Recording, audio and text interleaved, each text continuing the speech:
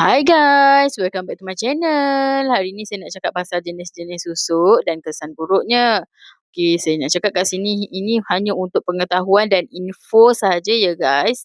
Satu, susuk kecantikan digunakan oleh individu persendirian, model, pelakon dan pramugari daripada jarum emas, berlian halus dan besi putih.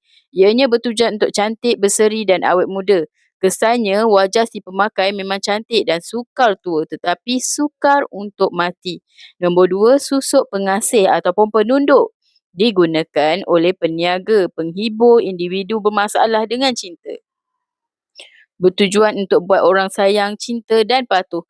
Kesannya, hubungan jadi tak ikhlas dan hubungan kerap bermasalah. Tiga, susuk pelaris diguna oleh peniaga. Tujuan untuk melariskan perniagaan. Pelanggan akan selalu datang ke kedai. Kesannya, rezeki jadi panas, wang cepat habis. Nombor empat, susuk kebal diguna oleh pendekar dan penjenayah ataupun unit beruniform. Tujuannya untuk badan kebal dari senjata. Kesannya, pantang larang yang cukup ketat dan boleh memakan tuan je guys. Kelima, susuk seri panggung diguna oleh artis, penari dan penyanyi. Bertujuan untuk popular, disukai ramai dan naik aura. Kesannya, ketagihan pujian, mental tak stabil bila ia hilang. 6. Susuk penunduk musuh.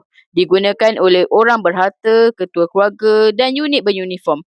Tujuannya untuk melemahkan lawan dan buat orang takut. Kesan buruknya, aura gelap dan mudah diganggu oleh makhluk halus. Okay guys, jangan lupa subscribe, like dan share. Bye!